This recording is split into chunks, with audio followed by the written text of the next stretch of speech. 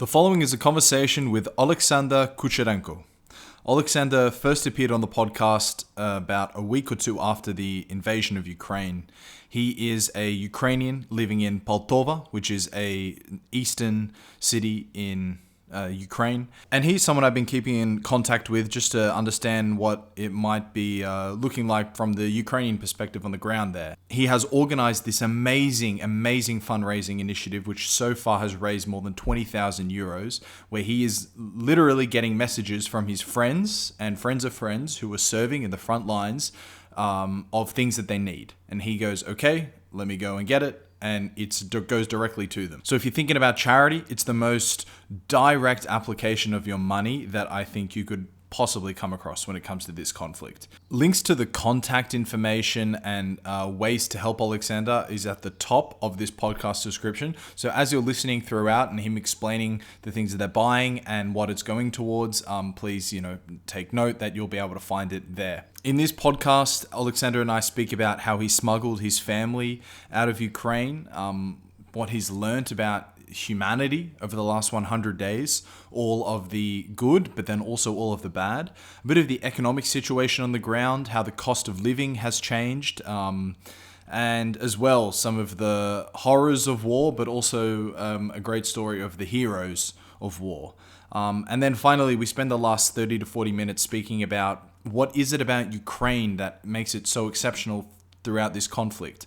Are they, where does this strong sense of patriotism come from? Is it a cultural thing? Does it have something to do with Ukraine? Does it have something to do with the people? Does it have something to do with the history? Is it a little bit of all of it? It was very interesting to hear Alexander reflect on that very question, because I think for us, and I'm assuming that there aren't many Ukrainian listeners to this podcast, but for the rest of us, Ukraine's really been held up as this amazing example of resilience in the last 100 days, and for good reason, clearly. But now, the following is a conversation with Alexander Kucherenko. With no further ado, here is the man himself. Alexander, it's been, actually today marks 100 days since the invasion. Yeah. So, just off the top, how are you and how is your family?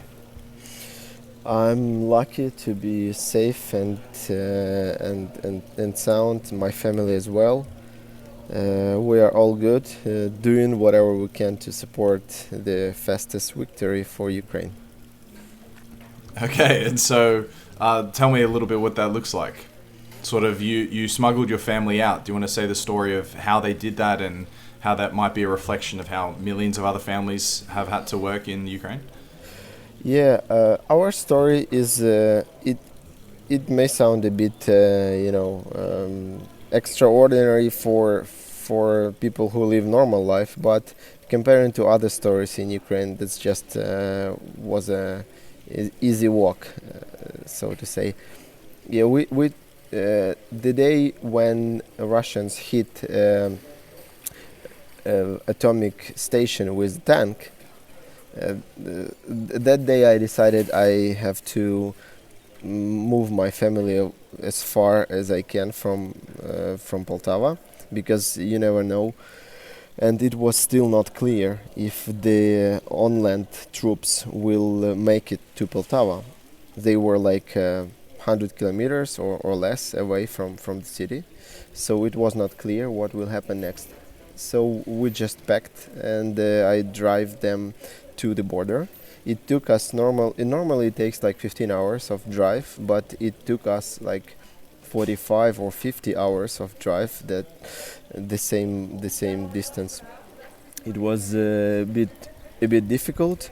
It was still winter, it was in March actually, but it was still cold and snowy, and so we packed all our family, including pets, 2 dogs, 2 cats, and my son, my wife, and her parents. We packed it in 2 cars and we drive it through all of Ukraine to western border. And which country border? It was Hungary. It was Hungary because we have a friend in Budapest. So from the border, they went directly to Budapest to our friend, then stayed there for a night, and from there they went to northern Italy. It's South Tyrol province. Um, yeah, and they stayed there for all the time. So talk to me about the 45-hour drive. So what did you see, and were there moments where you were worried and stuff like that? Yes, it was worrying from the very beginning. We planned everything. We packed cars, and we planned that we go together with other families. It was planned to have like 10 cars in like together, going together. And the first thing was that when we wake up, like yesterday, it was plus 7 or plus 8 degrees, and everything was sunny. And then next morning, when we plan to depart early, we wake up and it's like 10 centimeters of snow, and like -1. So part of our group who were on other cars, they even managed to switch to summer tires before leaving. So just in case that they will go further to Europe, so they don't have to like drive on winter tires.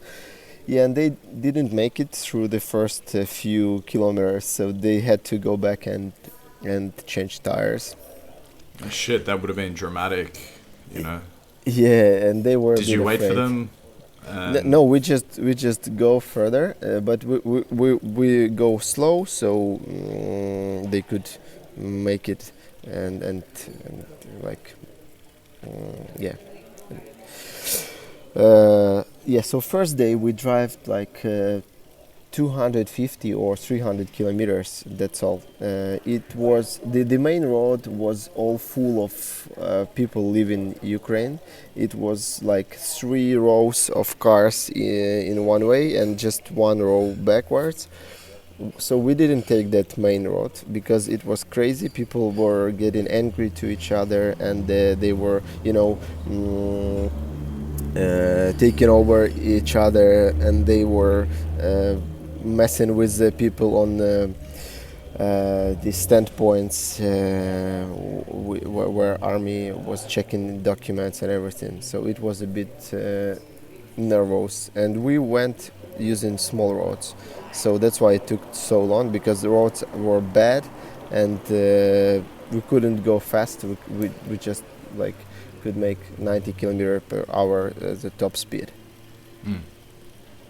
And what did you see along the way? Did you see a lot of devastation, or did it No, feel... no. We went to the western part, so we saw just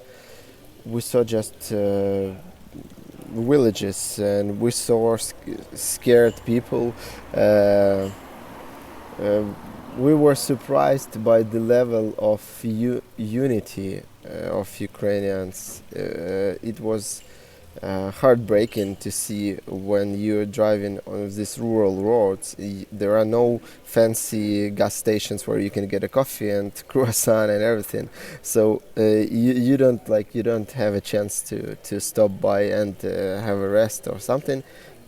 And what people did, locals in these small villages, they just made pit stops for travelers. They set up a kind of a tent, and with a warm tea, with some food, with free fruits and everything. And they literally begged us to stop and take a rest and eat there. And when old man stands with all that he has is just apples, and he's standing on side of the road and asking people to stop over and take some apples from him, just like that's everything he can do.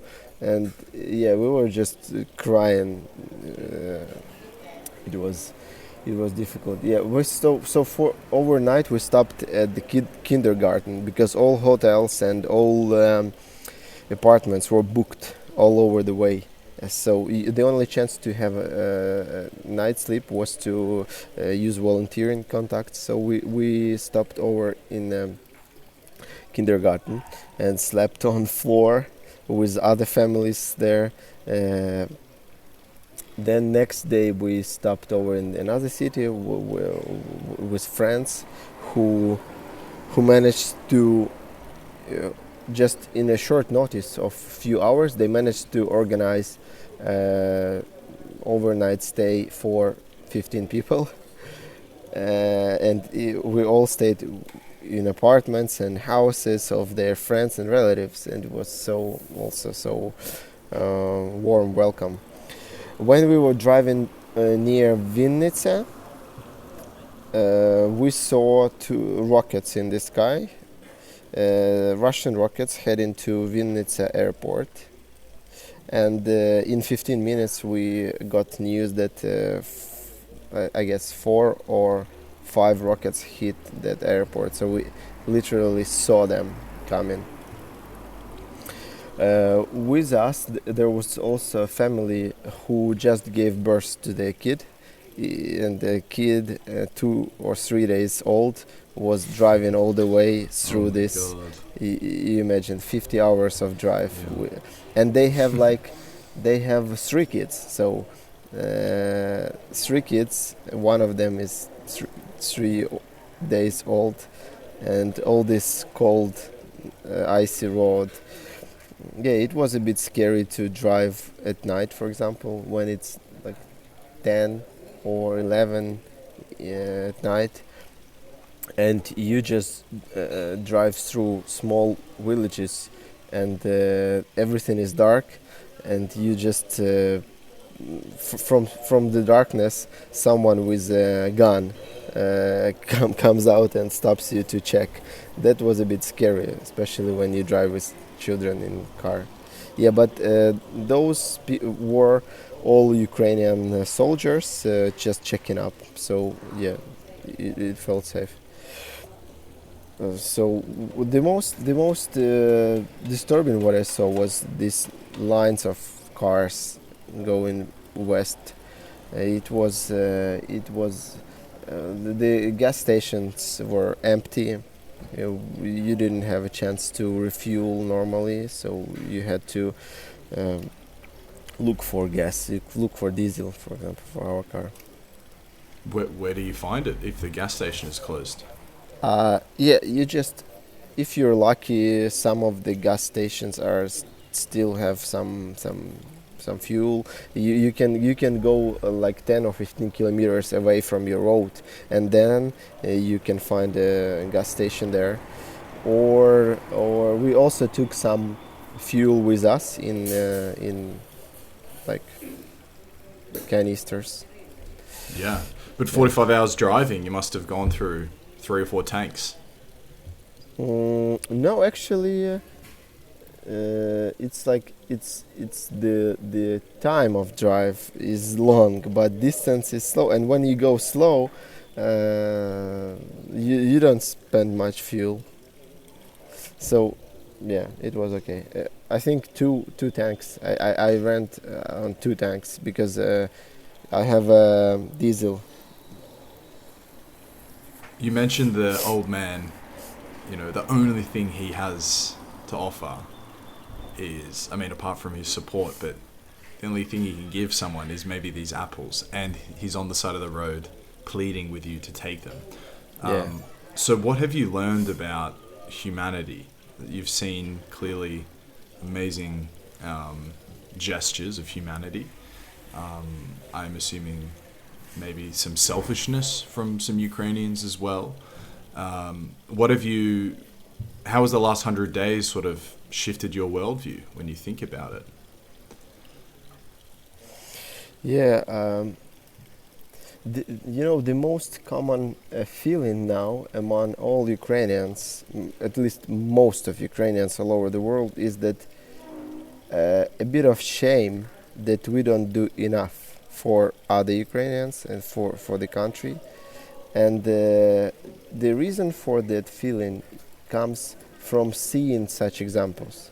When you see someone giving the last to others, not thinking about themselves, you of course you compare it to what you do, and you think like, okay, he has almost nothing, and he is doing this, and I have this and that, and what can I do, and why I do so small.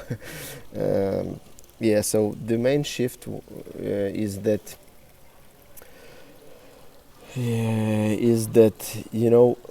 war, it lights up the best and the worst sides of people, and I'm happy that we have so much good in us, and that people around the world also have so much love and support to us. And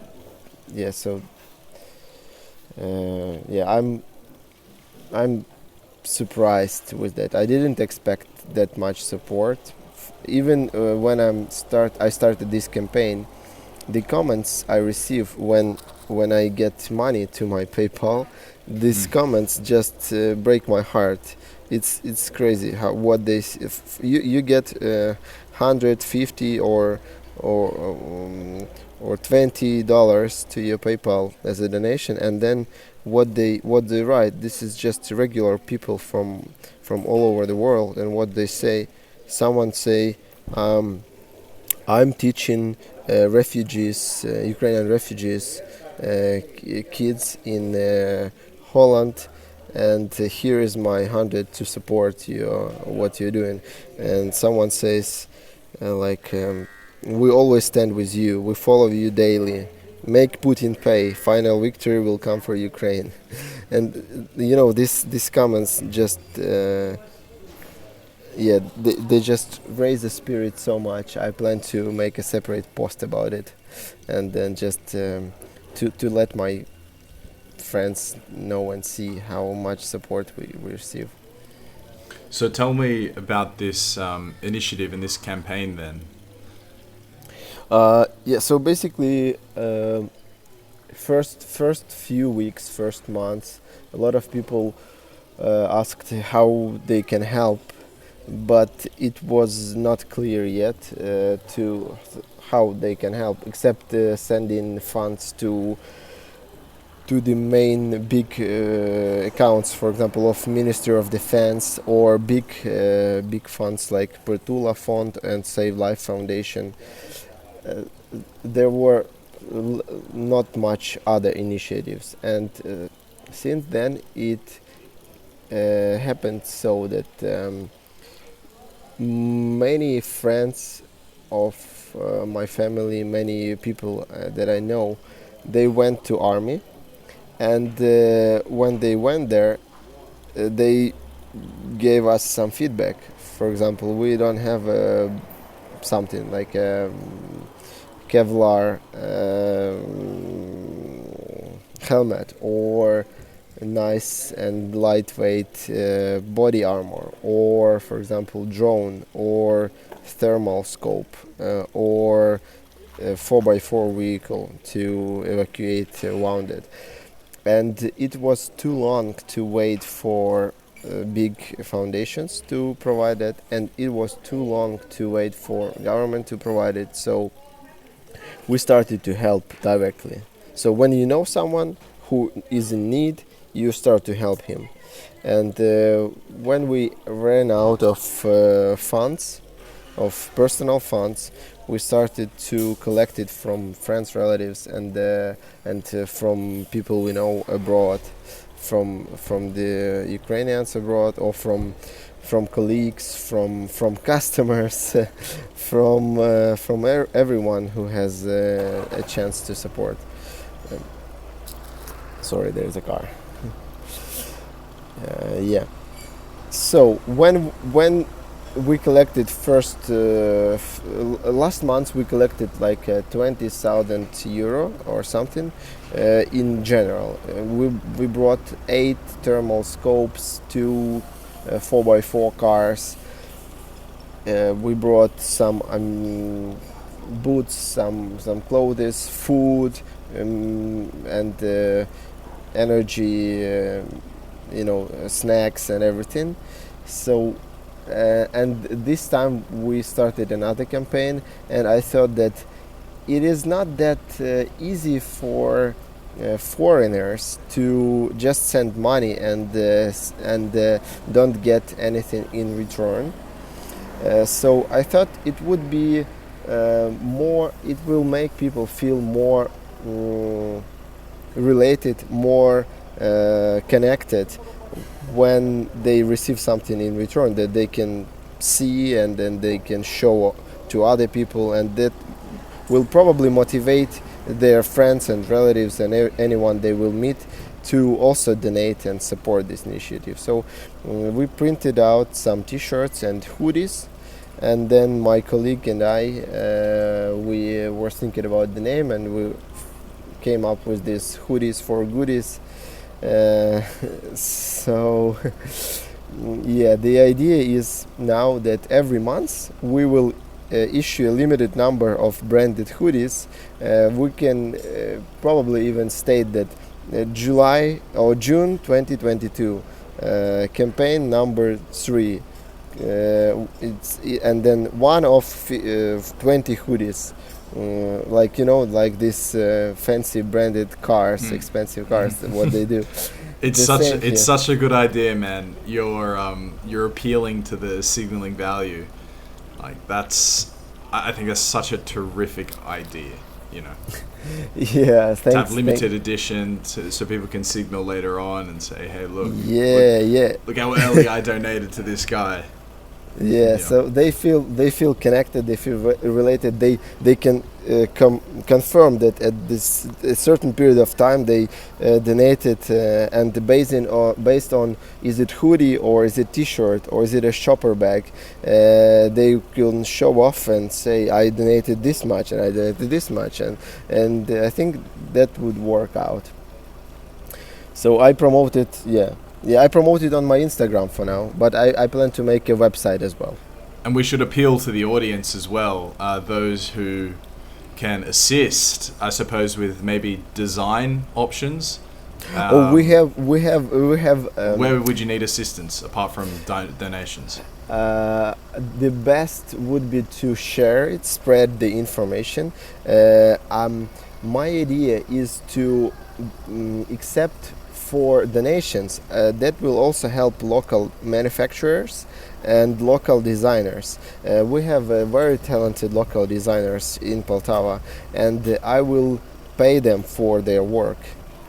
So I will pay them for their work, and then I will buy hoodies from local manufacturer, and then they will make a really small discounted price for everything. So most of the funds will go for volunteering initiatives, and just like I think 5% will be spent on the actual cost, but still it will support families of people who work there in Poltava. That would be so just spreading the word and supporting and keeping an eye on our progress. That would be the best support we can get from our audience. Man, it's really incredible, the fact that you have been able to generate this much energy towards the cause. I mean, you've already raised 20,000 euros. It's exceptional stuff. And I think it's also great because when I was speaking to my girlfriend about it, there's such a distance between donating to a giant branded charity organization, because you hear so much about the corruption and you don't know whether the money is actually going to go towards a cause that you necessarily might think it does, and it can sort of just relieve your conscience momentarily that you've given to the cause. But I think the fact that it's just you and a couple of other people directly spending the money, and like you sent me photos of the cars that you bought and stuff, it's so cool that and I guess it's also a feature of modernity, and warfare going forward and humanitarian issues going forward. You can have that direct accountability, like immediately. Look, this is what your money bought us. That's amazing. And so that's super cool. I think that the limited edition merch is genius as well, because It just ticks all the right boxes. You can also charge more for it then per item. So terrific stuff. Tell us where the campaign is sort of right now. How much money have you raised in total? Do you have a goal? What are the socials?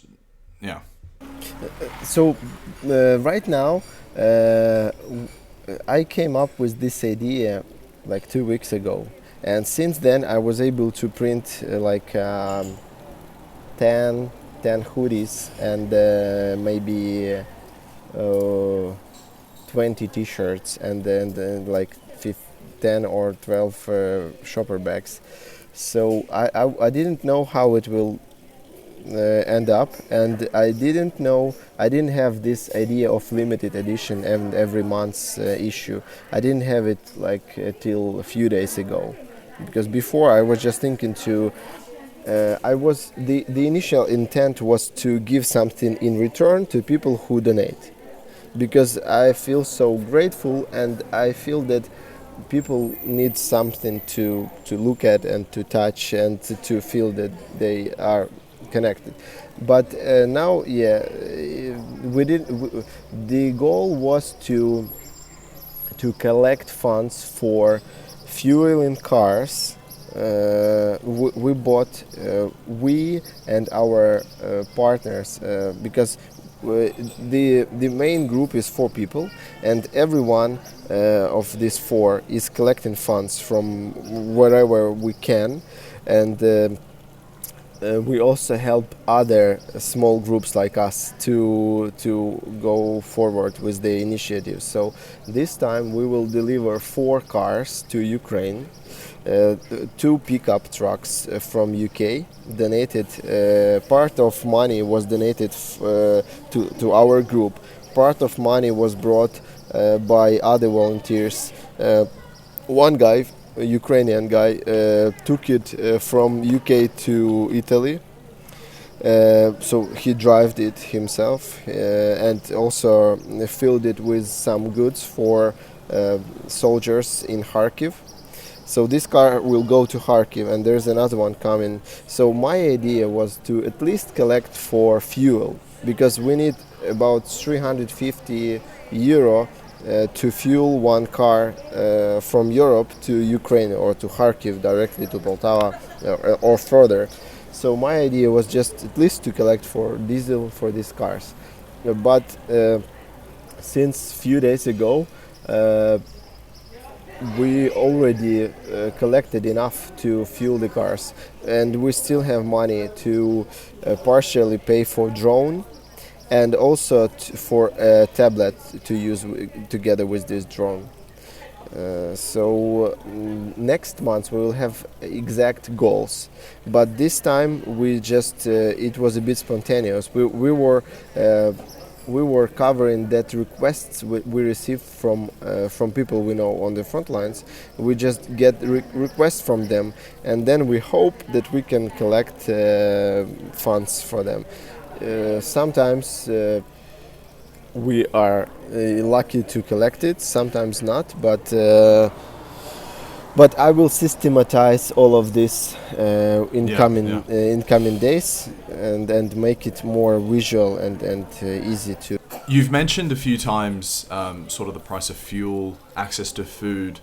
I'd be really curious to know how the cost of goods has changed for you in Poltava, and the anecdotes you might hear from fellow Ukrainians throughout the country. Have things become ridiculously expensive? Are there fuel shortages? Are the shelves empty? How does all this look like? And if it's not empty, how the hell are things coming in there? Shelves are full. Fuel shortages. There are fuel shortages, but the reason for that was that price was not realistic. I mean, not because we don't buy now from Russia. So if 1 liter costs €2 in Europe, right? Why should, and we buy it from Europe, how can it cost €1 in Ukraine? Where do we get that difference? So it's pretty logical that now the price is about €2 per liter in Ukraine, because previously it was like €1, so it's a double the price. Still, people are able to. There are a lot of cars driving around. Yeah, I mean, where do they get money and fuel? I don't know. But Yeah, because I imagine the majority of your country's workforce would have been sort of knocked out, so people aren't getting paid. Are there like stimulus packages that the Ukrainian government is giving out? Like, how are people existing? It's been 100 days, you know. I don't know. To be honest, it depends. I can say for myself, I can say for people I know. For example, I know some. Well, I work for IT. I have a stable income despite the war and everything. And I can work remote, so I'm lucky. My father-in-law, he has no business right now, but he has some savings, so he's spending it. I know people from Poltava, like designers and designers mostly, who they also rely on donations to their design projects, and they also still sell something abroad. I know people from real sector of economy who, for example, made some carpentry. They don't have any work right now. They are fighting for governmental orders, war job, but still no luck. So they're spending their savings. They are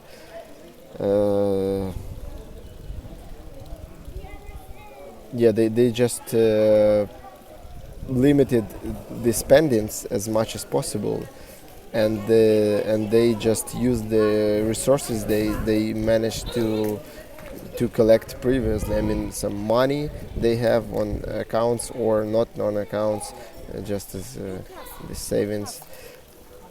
Also, people they have small gardens, so they cook pretty simple food, but like normal food, good some good dishes. But if you know, Ukrainian cuisine is using simple stuff like potato, carrot, just some wheat, and you can cook like borscht and vareniki, and then you have something to eat. And and I think very important here is that for the last 30 to 40 years, Ukrainians were living in a turbulent environment, and I've heard from people who went through financial crisis in 1990s that now it's not that bad for those who are safe, for those who have at least some funds, some savings. It's even better than it was in 1990s for those people on the territory of free Ukraine. How people survive on occupied territories, I don't imagine. I can't even imagine. Some humanitarian aid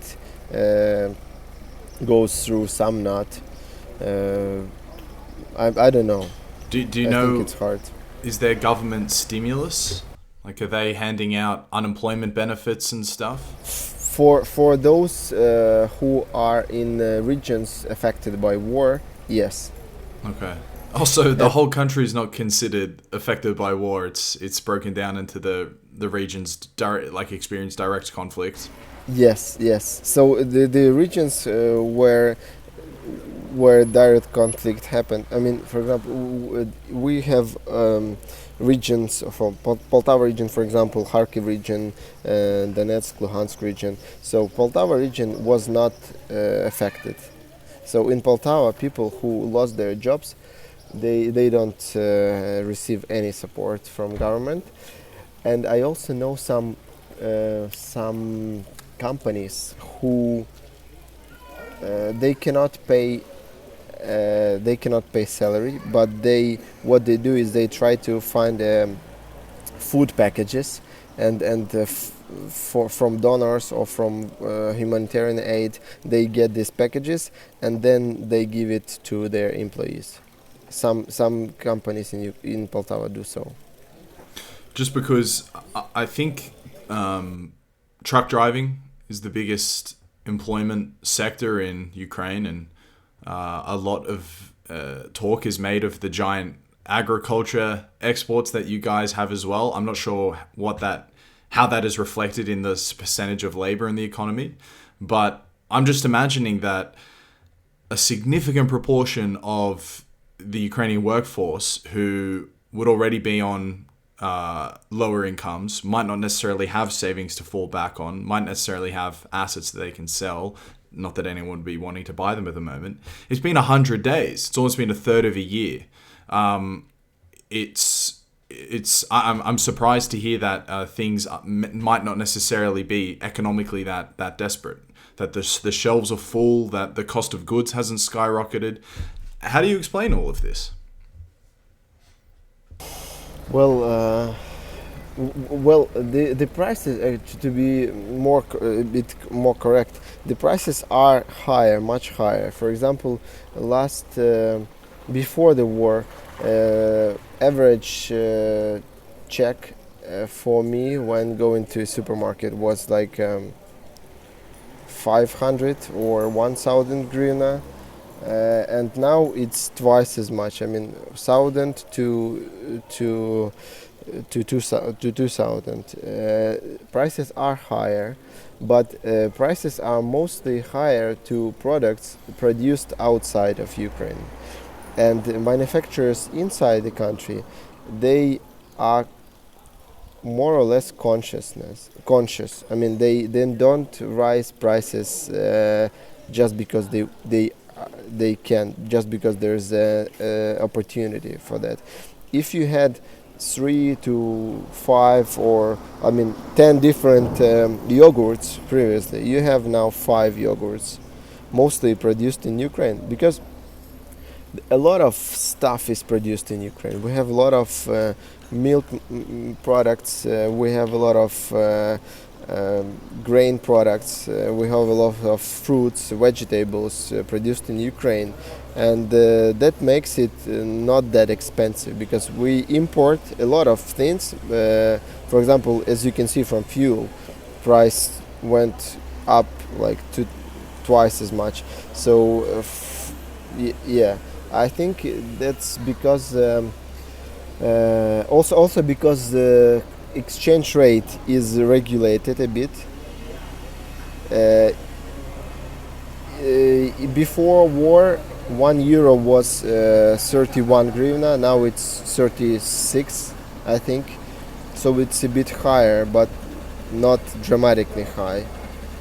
And I think number of factors kept it more or less stable. I'm not that big into economic issues, to be honest.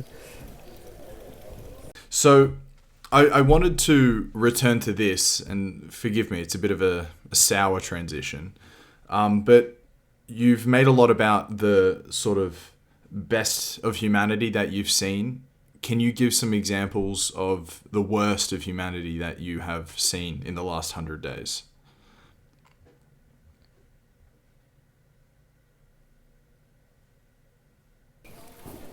Yeah, it's not that I've seen, but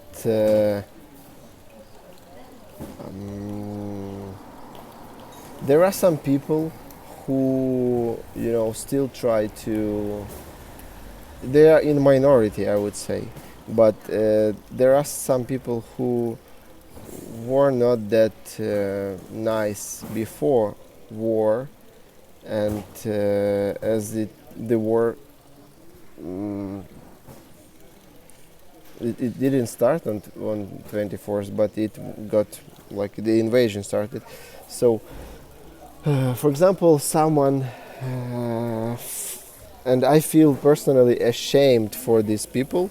I even don't know many of them, but I heard stories about Ukrainians who went out to Europe, and they uh, they overuse the help they receive. For example, yeah, most of us are very grateful, and most of us do everything to show it. But there are some people who, for example, they are able to pay rent, for example, and but they still stay with the volunteers apartments somewhere. Or there are people who have funds, but they don't help, they don't support our country. That So they that's sort of raise money, but don't spend it on what they said they would spend it on. No, they even, yeah, there are such examples as well, who raise donations and then they spend it for new stuff for Yeah. themselves. Yeah. That's sad to see, sad to That's hear. shocking because it cheapens everyone else's initiative. Yes, and believe me, mm, when we find out these people, they got punished. They when it comes out, it it doesn't go like smooth. Uh, so yeah, that makes me feel sad, and that's why I want to let know everyone who donates to our initiative what we do, what we buy, where we spend our money for. Yeah. Yeah. When we last spoke, it was about 1 or 2 weeks after the invasion, and you made the comment of how you just felt constantly, every second of the day, sort of checking your phone for updates. Like it was impossible for anything else to be on your mind, and that was a source of enormous fatigue. Just felt like that constant anxiety of refreshing the Twitter feed to see, all right, what's happening now? Where is the basically? Given it's been 100 days, is there any normalcy that's returned to your life, or is it still just every free moment is thinking about the initiative, what's happening in Ukraine, how's my family? I'm just trying to get a sense for, like how are you going? Yeah.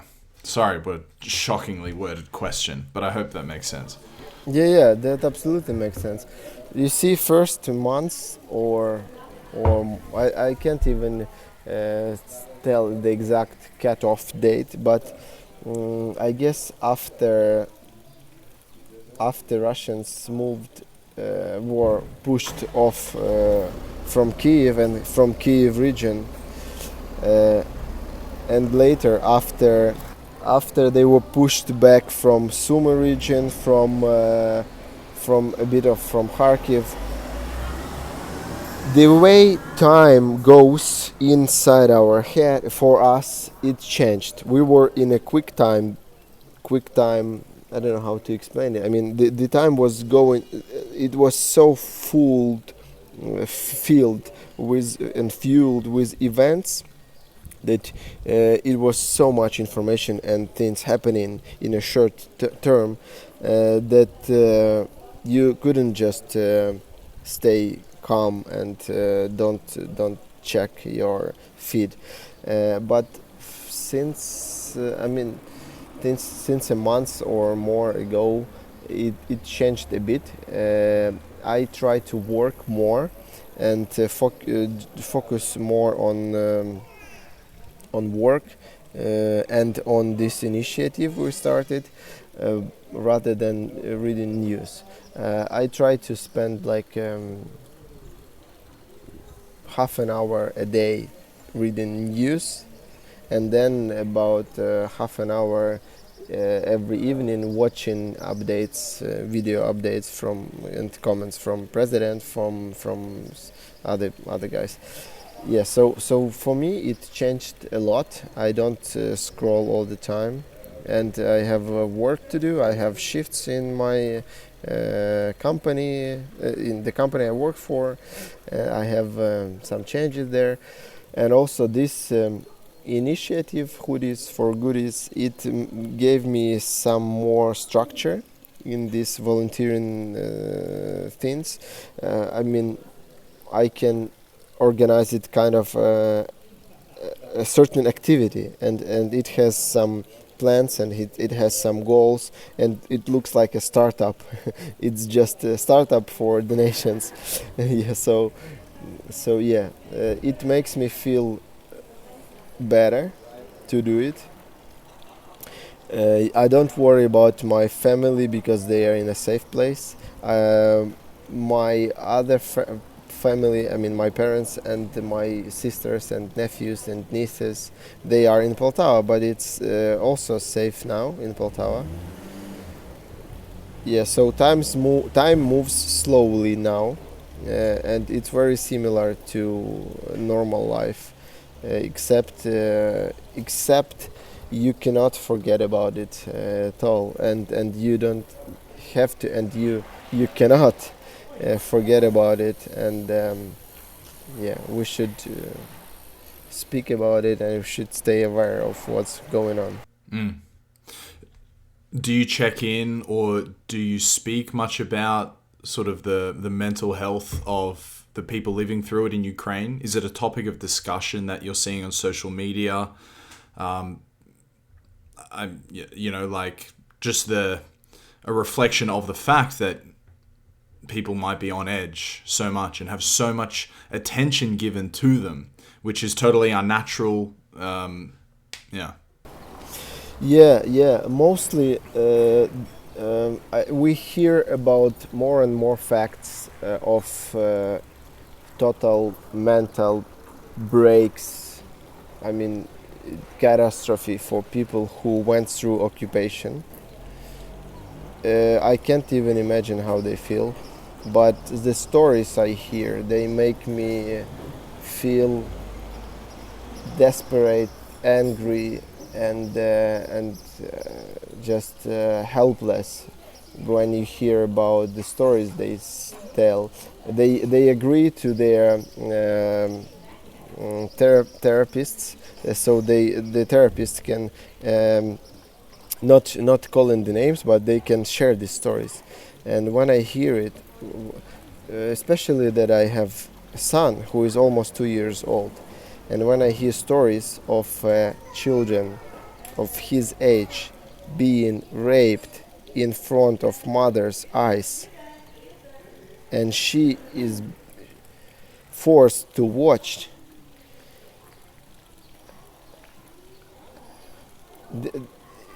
I don't know, that I've cried all the tears out already, and I don't know how they will live with all of this. I mean, those people who went through it, I can't imagine. And those therapists who help them, they themselves need help already, and it's so hard. It's just unimaginable, imaginable. So yeah, and knowing this, other problems. For example, oh, I didn't see my son for months, but he's safe. He is okay. That's not a problem.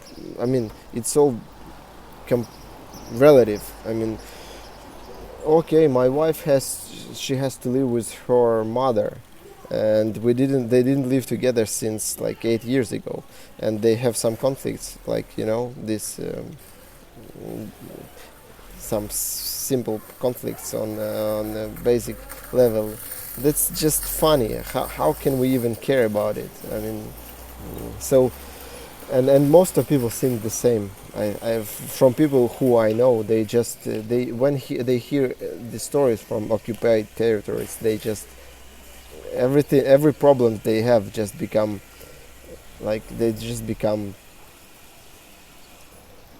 not important.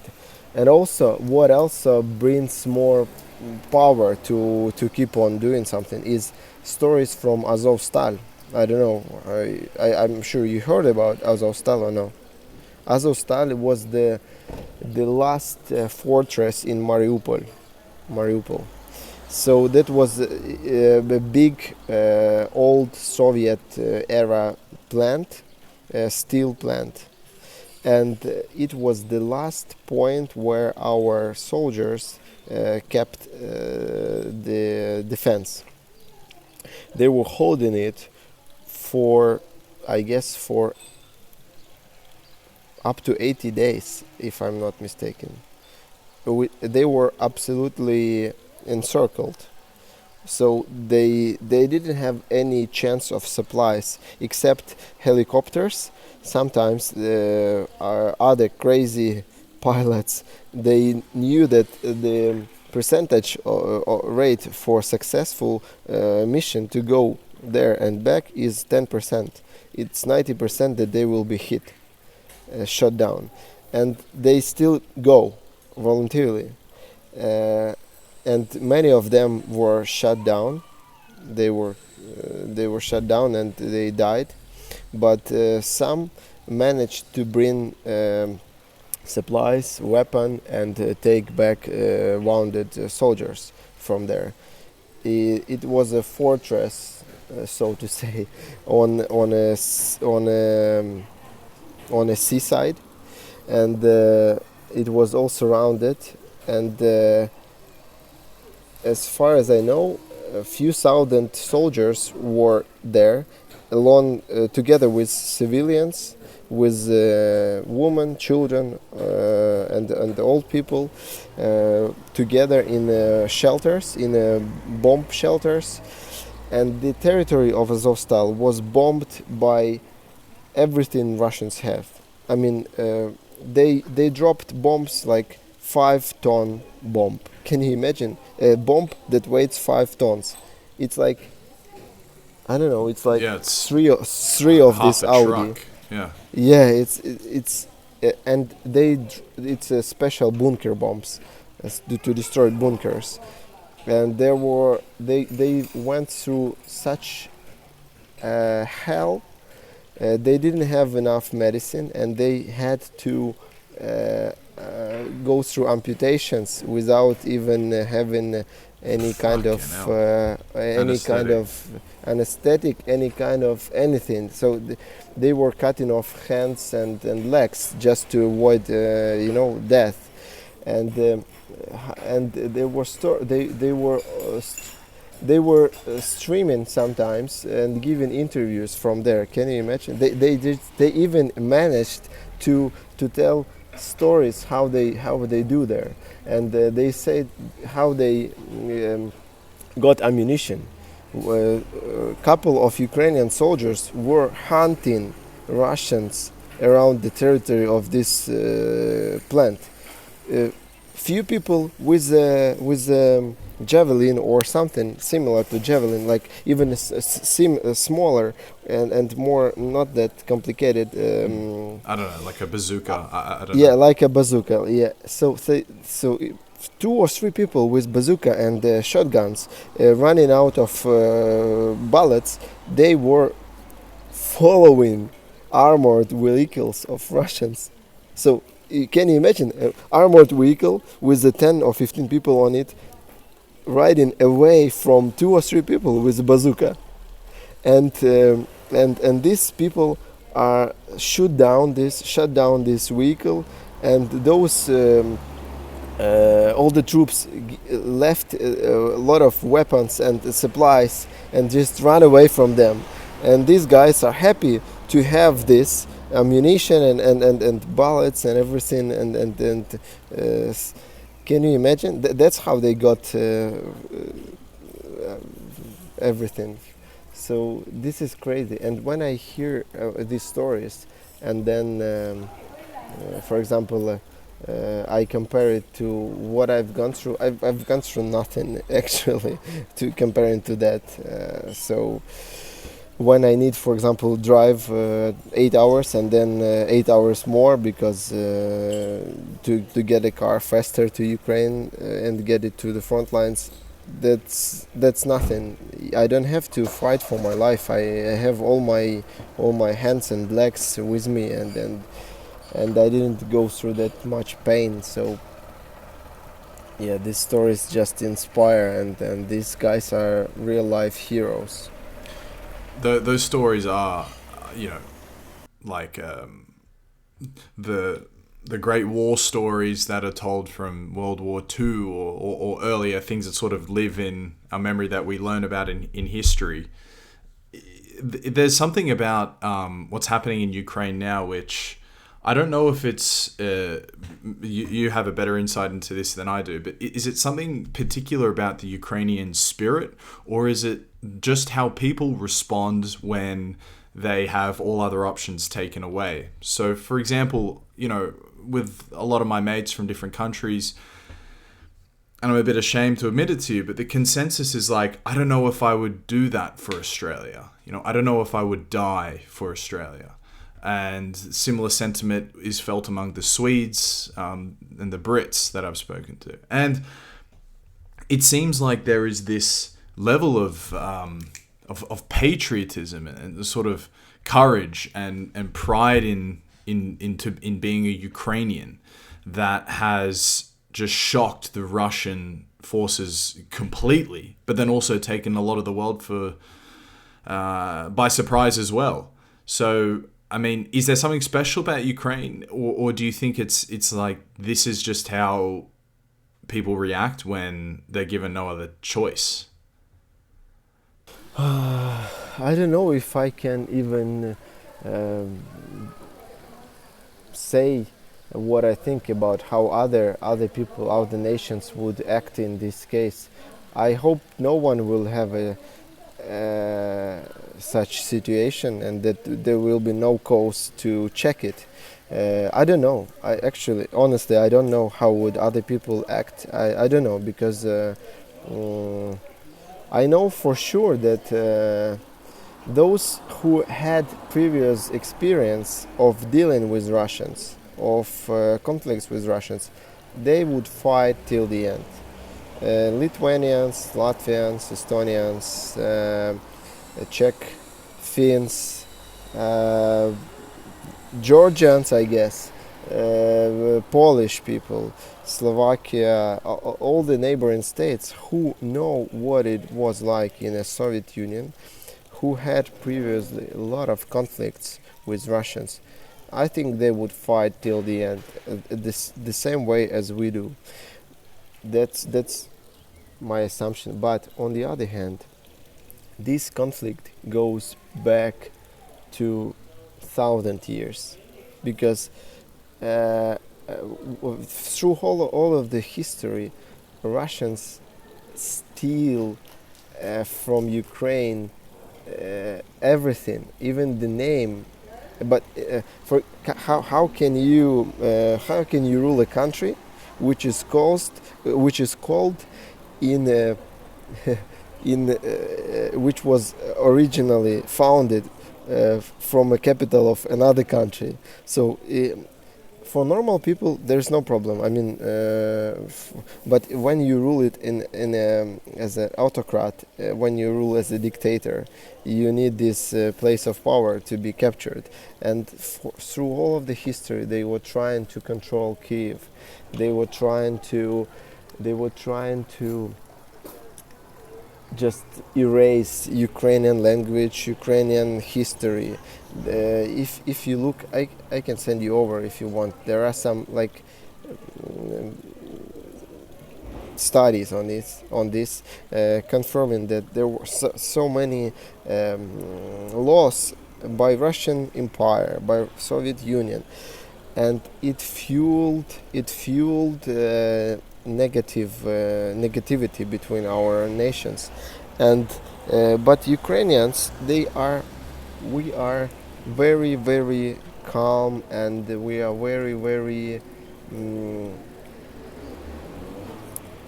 how do you say it, well, easygoing. We don't like to be in a quarrel or in a conflict with someone. So in some sort, it's a bad quality, because we can stay calm when we get something bad in our we got like they do something bad to us and we don't respond because we say okay, it's not that bad, we can live with it, and but still we remain our inner self. We don't become Russians, even though they try to do it for centuries. And then terpinia. I don't know how it's. I can just get this with the English word. Not calm. Patience. Yeah, we are very patient, and at some point, this patience it just ends. And how to say? Yeah, well, So what's at the other end of patience? Like resistance or? uh, well, when can you know this type of person who is calm and patient and quiet and but just normal guy, like in school, there's just normal guy who is well fit, but he's doing minding his own business. He's not into any quarrels or with someone else. And there's always a bully who is eh, who is sticking him and who is sticking everyone else. And this calm guy, he will just stay quiet. Just a second. He will stay calm, but at some point, he will just quietly come over to that bully and smash his head with with a stone, and that's all. And that's how it ends. So you're saying Ukraine is the quiet kid? Yeah, Ukraine is a quiet kid, but when you the quiet kid runs out of this Patience. patience, this quiet kid will quietly just destroy enemy. That's all. And the difference, also the difference between Russians and Ukrainians. I don't know if you saw these funny videos when on Russian streets someone says, "Hey, do you love Russia?" "Yes, yes, I love Russia." "And what can you do for your country?" "I will do everything. I will die for my country." Okay, then we have a list of patriots, and in case of war, we will call these people on this list to be the first volunteers to go to war. And do you mind placing your name on this list? And he says, "Oh no, sorry, I got to go." Yeah. and then it was so fun to watch this. But then someone tried to remake it in Ukraine, and it was interesting. What will happen then? And in Ukraine, the responses were not that emotional. They say, "Hey, what can you do for Ukraine?" And these guys asked, "What do I have to do?" I mean, like I will do what I can. Like they didn't do like I will die for you. Sure. I will do everything. They don't show off. They just say, "Yeah, well, I will do what I can." And then they ask, "Oh, so we have a list to go to army. Are you ready?" And most of them, they just like, well, okay, I will go. If it's necessary, I will go. So it's more like being of word and action being aligned. What you say and what you do is aligned, and it feels bad. Authenticity, skin in the game. Yeah. You keep it. Keep your word. What you say, that you do the same. That's something that Ukrainians, most of Ukrainians do. Of course, there are people who are like this some minority who is not fitting in the general portrait. Yeah, but mostly. Well, every time I tune in to some sort of media to do with Ukraine, the message is consistent that people are blown away by the Ukrainian resilience and absolutely in awe of the sort of courage that regular Ukrainians are showing against what was at first perceived as the stronger force, the Russian army. perhaps now might be proven to, in fact, be the inferior force. But I don't know if it is something exceptional about Ukraine, whether it's the fact that in your, in only in 1 or 2 generations above you, your family had to endure similarly horrific circumstances. And maybe there's something to be said about that for, as an Australian, my great-grandfather served in a war, but my father and my grandfather haven't, and we've never had to experience national conflict, conflict on a stage that's bigger than just individual with another person. And so I don't know, maybe there is something exceptional about the Ukrainian culture, but you can I'm sure you've seen this as well, but it's being celebrated pretty consistently, which is a pretty amazing thing. And so that brings me to the final question, which is, how do you see Ukraine? What does Ukraine look like once you get through this? And how do you see yourself getting through it as well?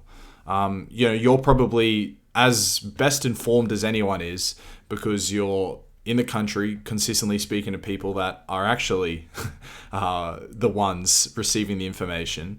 So how does Ukraine get through it? Do you get through it? What does it look like on the other end? How are you thinking about all that? Before jumping on it, thank you for the question. Before jumping on it, I just got some interesting fact to your previous question. Do you know this strategic game Cossacks? No. No? No. Cossacks? So there's Cossacks. Maybe it's called something else.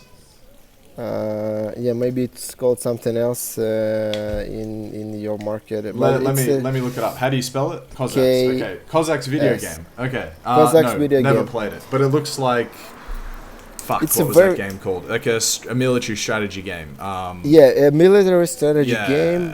World of Warcraft before it was the similar, very multiplayer. similar to It's like World of Age of Warcraft. Empires. That's the one. Age of Okay. Empires, Yes. very similar.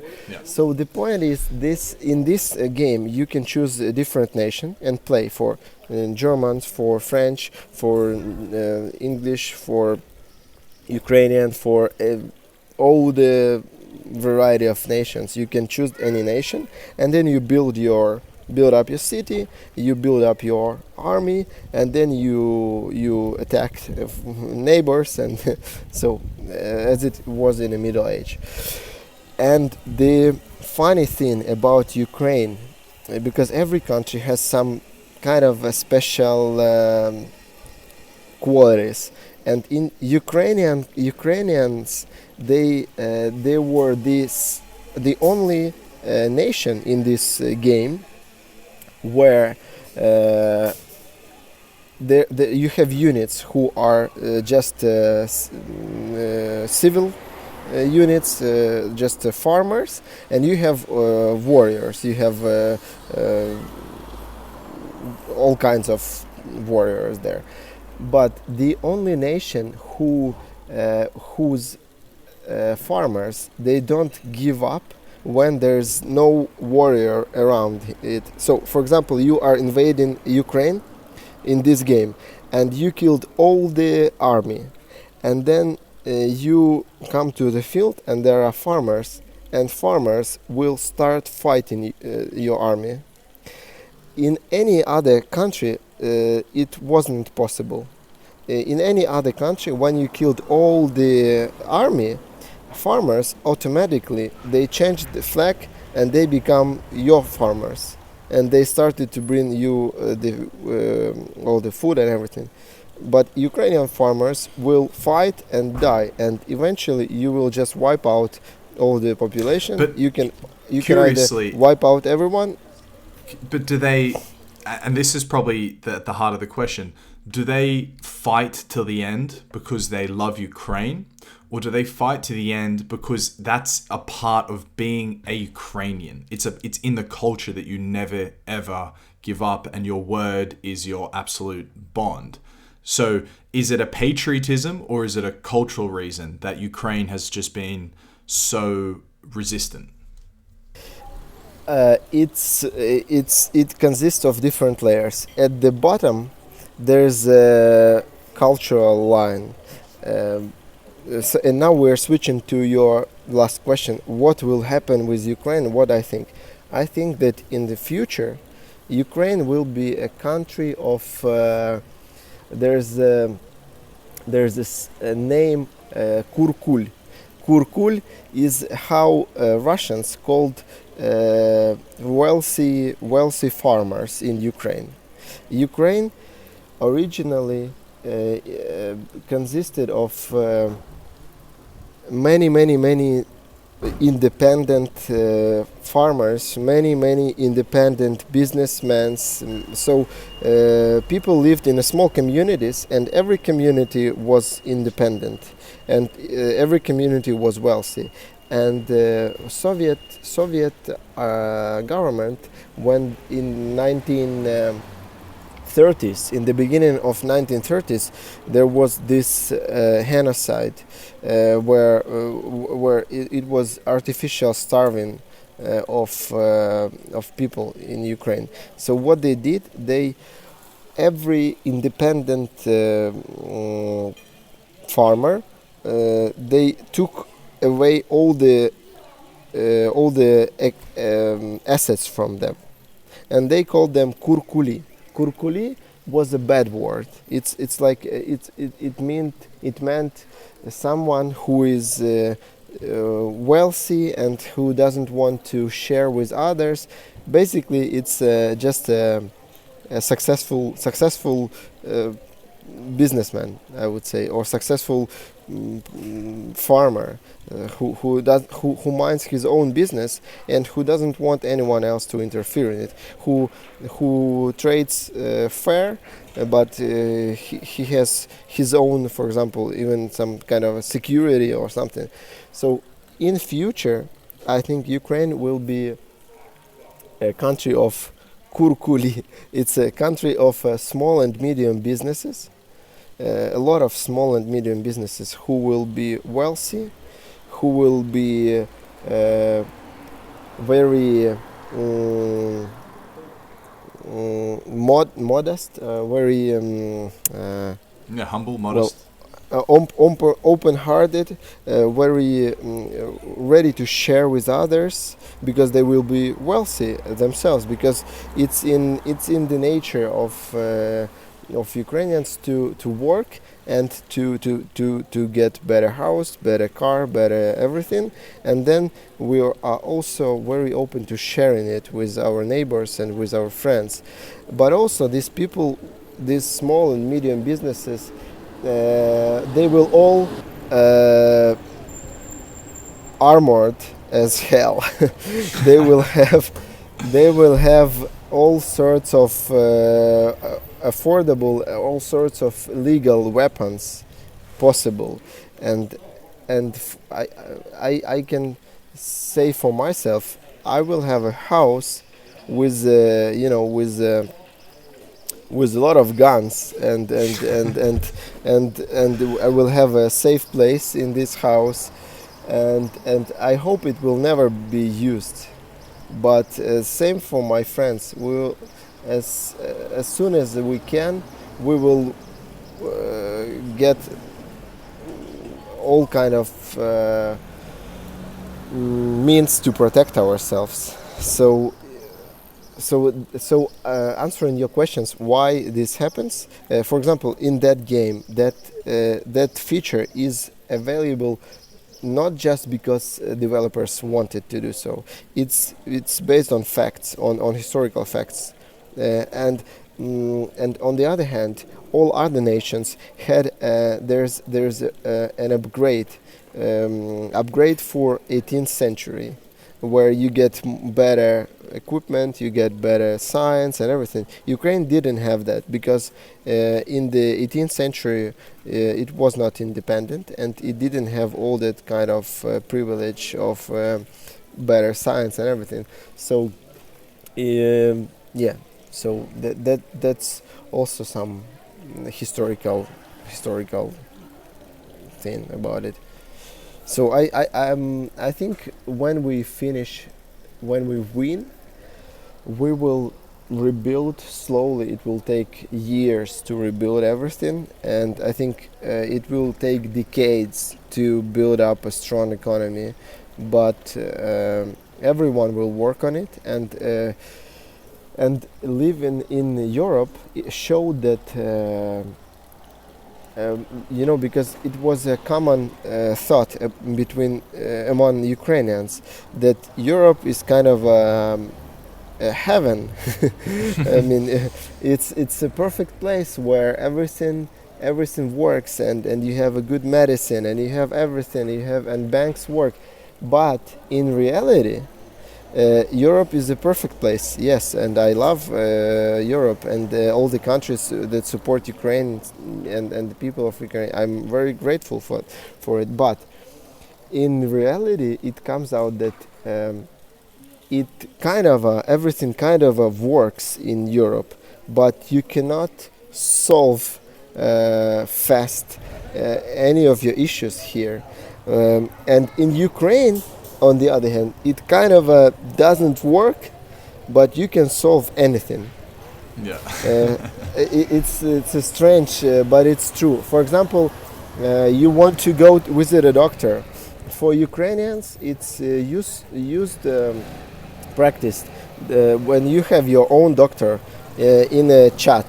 You just chat a doctor, and they respond you instantly. And if you feel bad that you need to come and visit, you usually book a visit for the same day in a few hours, and you go and visit your doctor.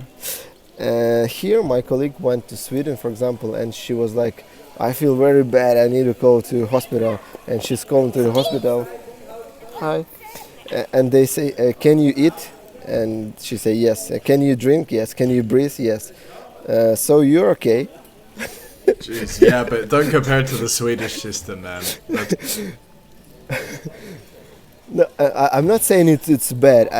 I see it's in some way it's logical. You don't have to overcrowd the hospitals, and you don't have to visit it too often. But it's just something, yeah. But different. isn't that? I mean, that's like. To me, that sounds like the trappings of a developing nation. You know, you get to maybe cut the bureaucratic corners that you can't just cut in Sweden. You know, they just will not, no matter how rich or powerful you are, these bureaucratic processes exist for you as well. What about with Ukraine, the fact that before the war, there was extraordinary levels of political corruption, and as well, a very present, oligarchic class. The problem of oligarchs isn't exclusive to Russia. They're in a lot of the former Soviet Union, elsewhere as well. Do you think that what Ukraine is going through now will maybe level out their influence in the society? That perhaps Ukraine might be more united to therefore maybe stomp out less corruption, and maybe the oligarchs as well perhaps might lose some of their power and influence? Do you think this conflict will maybe create a more fair Ukraine, less corrupt? I hope so, and most of people I know, and most of people I listen to or hear some. We have a special. There's a Ukrainian National Anti-Corruption Committee. They run every week they run a video interview with local thought leaders, leaders of thought, leaders. Yeah, thought leader. Thought leaders. Yeah, so they run this long interviews discussing future of Ukraine, what shifts happened, and now and what future is waiting for us. And everyone says that the biggest fear for everyone in Ukraine is that we go back to the same corruption after the war. As for today, every oligarch, every person in Ukraine have almost the same rules, almost the same conditions. And if you had a lot of money before the war, it doesn't matter right now, and you can use the same opportunity. If you had nothing, if you were broke, you have the same opportunity as everyone else, and you can start a business. You can go for a new job. So there are tons of opportunities that will open for everyone in Ukraine, and this, in some sort, it aligned this. You don't have this big split gap between lower class and high class. More or less, we're all in the middle class right now. So I hope it will remain the same, and I really think it will change a lot of people's minds and tolerance to corruption, and I hope it will change. And interesting also what I noticed, that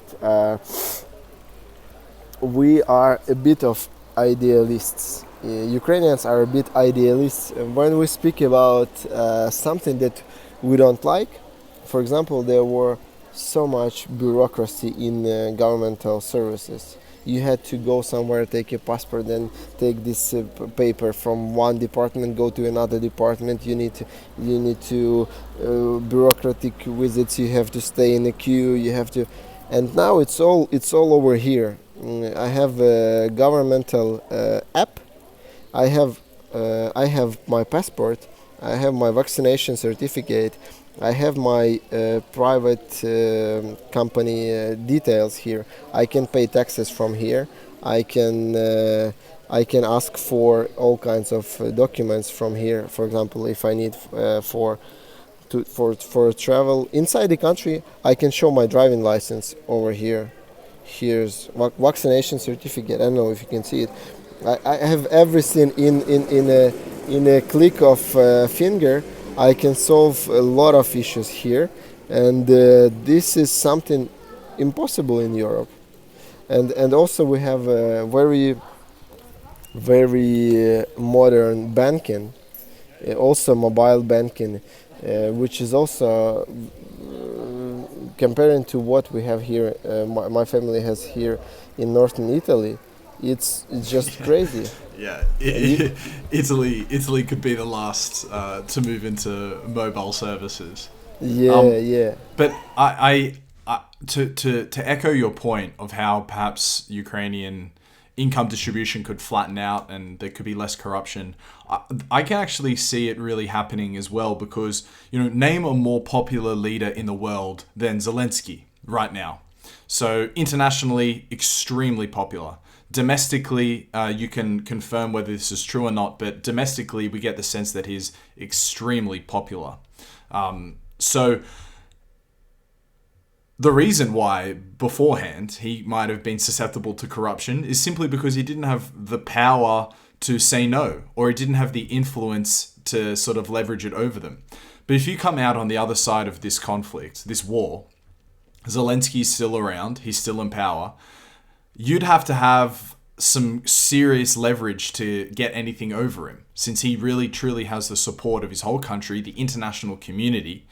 And so I can just see, purely off that fact alone, if the man wants reform, the man can get it. He's popular enough, and from all signals, it looks like he wants that as well. So yeah, maybe it could be extremely optimistic times. But how do you see the war progressing? So we're 100 days into it now.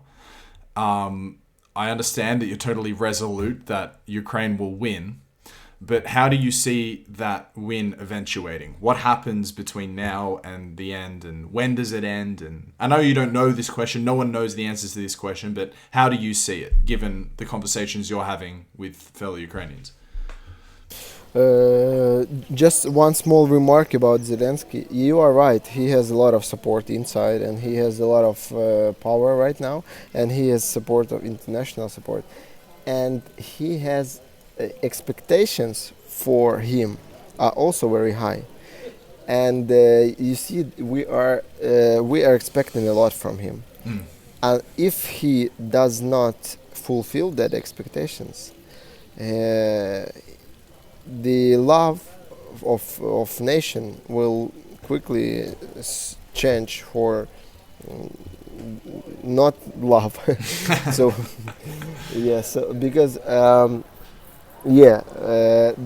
I think there are some groups of players inside the politicum of Ukraine right now, and uh, in my opinion, one of the possible leaders who might also, he's in the Zelensky team, but he might be individual player later as well. He shows a lot of, he gains a lot of credits for what he does. Is a minister of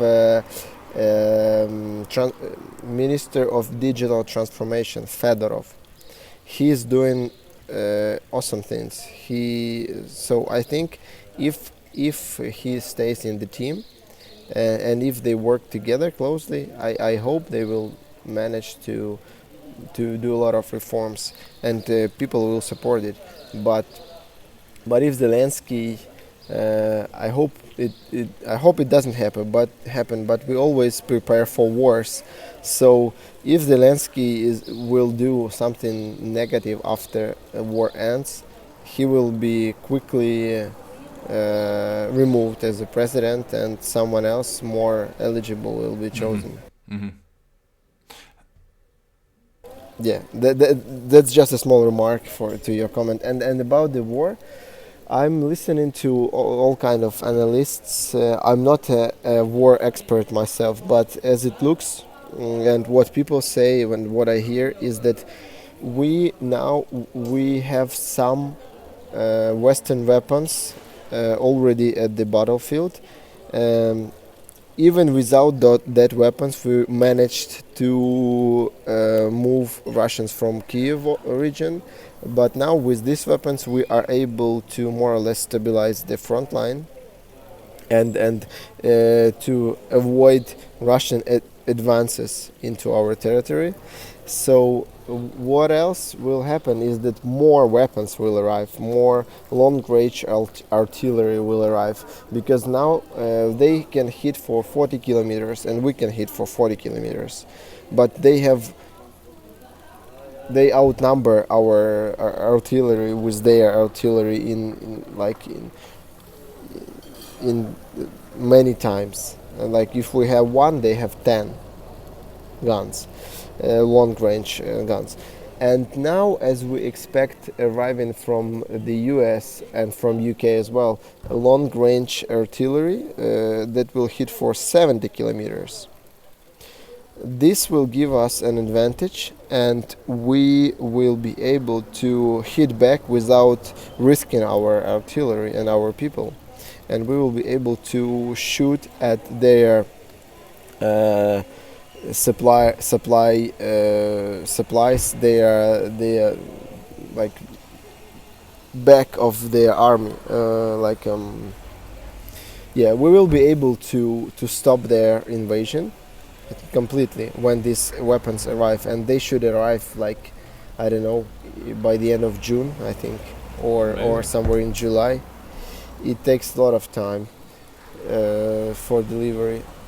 And as soon as this shift will happen, I hope we will start to deoccupy our territories. But it's pretty logical to assume that for 90 days they had a chance to make some kind of preparations to defend the territories they were able to occupy.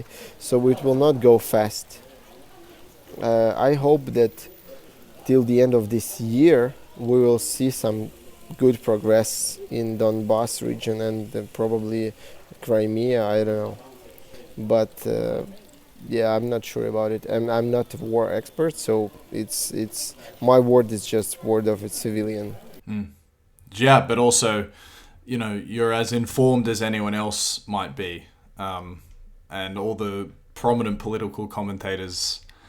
They're going to revise their statements about 20 times between now and the end. So it is anyone's best guess. But I'm just curious to see how you're thinking about it. And so you think perhaps this will not resolve itself within the year. It might end up dragging on for a longer time. I think yes, and from based on what I hear from people who are there at the front lines, they say it's not so fast, and you cannot move fast there. And we showed Ukrainian army showed a good progress because our progress was measured in terms how fast they invade and how fast we can stop them, how efficient we can stop them. But now. To attack, it will not be that fast, and we also cannot shell our cities with our citizens there. What they did to Mariupol, they just shelled everything, and then therefore they advanced fast. And even in this case, they didn't go fast. City fights are the most difficult ones and the most bloody fights possible. It's you have to fight for every single street, every single building, and it's take a lot of time for it. So I don't think we will progress like fantastically fast, like in a month or so. I expect that till the end of this year we will show at least some progress, and we will at least deoccupy Kherson and then something else. I don't know. Yeah. But it can last long. Yeah. I interviewed a guy called Michael Hilliard, who's a geopolitical analyst, on this podcast, and he said that same points that you just made, that the warfare, the city, fighting in a city is the hardest and the most deadly. And he said that the Russian army might not be capable of actually winning that fight against the Ukrainian army, but what they can do is what he called the car park strategy. Like in Mariupol, they can just flatten every single building and then drive through, and that is obviously, the worst case outcome, because that's how all the civilians get roped up into it. But yeah. So. Yeah, and we cannot apply the same tactics. So what we will have to do is we will have to act smarter, and we have to act more carefully, because and I expect very bad things from Russians when they will go back, and they will just destroy all the possible sources of supply, as they did in every war they participated. Yeah. For example, me being from Poltava, you know about Poltava battle between Sweden and Russian Empire. So you assume too much of me. I don't No, know. you don't. No. Well, there are stories that are coming back from that times that Russian army, it was supported. First, it was supported by Ukrainian ruler Mazepa, and but he knew what's gonna happen if Russians win. So at the end of the day, he switched for Swedish, because Swedes promised independence to Ukraine, in as a part of Swedish kingdom, but independent. So he at the end he switched the side for Swedish. But unfortunately, Sweden army lost to Russian army, and when Russian army, before the battle, when Russian army was going back, they left just everything burned out after themselves, in order to not leave any supplies for Swedish army. So the same I expect they will do here. They will probably kill a lot of civilians. They will probably burn fields. They will just I don't know. They will just destroy everything. That's what I'm afraid of. I suppose hope has nothing to do with it, but let's hope that doesn't happen. But look, I'm really happy to hear that the family's doing well, and that you're also, considering the circumstances, doing well. And I really appreciate you giving me some of your time today. And really, I'm in admiration of what you're doing throughout all of the, the horror and chaos. And so, yeah, there's that. It's really, really impressive, what you're doing. And maybe you should tell the audience. There will be links to the various socials where they can get the limited edition hoodies. But you should also just tell them once again where to find it and also what it's going to go towards. So what their money is going to buy. Sure, thank you very much, Ryan. Thank you for supporting this initiative, for spreading the word about Ukraine. Speaking about our initiative, it's called Hoodies for Goodies. So be a goodie, get a hoodie for for your donation. It works like that. We get requests directly from people we know who are at the front lines. They request often those are 4x4 vehicles or drones or thermal vision devices, thermal scopes. We get these requests and we collect donations and we deliver this equipment directly to end users. And we report it. You can get all the details on my Instagram. Last month's hoodies are almost all sold out. We just got one or two. But in June we'll start a new design and new campaign, and we will collect more donations. You can already start and donate. Depending on size of your donations, you will get hoodie, t-shirt, or branded shopper bag. To get a hoodie, we ask for a donation of at least €200. In this way, we will cover costs for local manufacturer on the minimal price, and also be able to donate at least 150 will go to donations. So for t-shirt it's €100, and for shopper bag it's €50. Everything that comes less than €50 is very much appreciated as well, and we will send out postcards with sticker packs. I will show you later. So we have branded sticker packs. You can use it on your computer or anywhere. Perfect. Great stuff, man. Thank you again. Thank you very much. Thank you. It was really nice to talk to someone who can share this with the world, because the more we speak, the more we are focused on this problem. Absolutely. Sorry for the background noise. So sorry about all the ambient noise there. Alexander is very, very busy, right? And he's always on the move. So it makes sense that I caught him in a public place, and he still gave all that time, which was so generous, so amazing. He doesn't necessarily have the freedom to just find quiet spaces these days. And I think his story is likely very common throughout Ukraine at the moment. Just a regular person who has now gone into overdrive. They keep up their current job, so they make sure they still get the bills paid, but then all the other time is spent on volunteering organizations, helping out other people, organizing things within their own direct community. And it sounds like his community in Poltava have done many remarkable things. And so this initiative that Alexander is doing now with limited edition merch is just fucking genius. I'm sure you'll agree with me. I hope you all go out, as many as you as possible, and get those limited edition jumpers. I've got a feeling this will become quite a big campaign, and so you'll have a lot of signaling value if you can get on one of these earlier jumpers. But anyway, thank you so much for listening, and please do consider leaving something with Alexander. If donating money doesn't feel right to you, I completely understand and get it, but maybe just follow him on Instagram and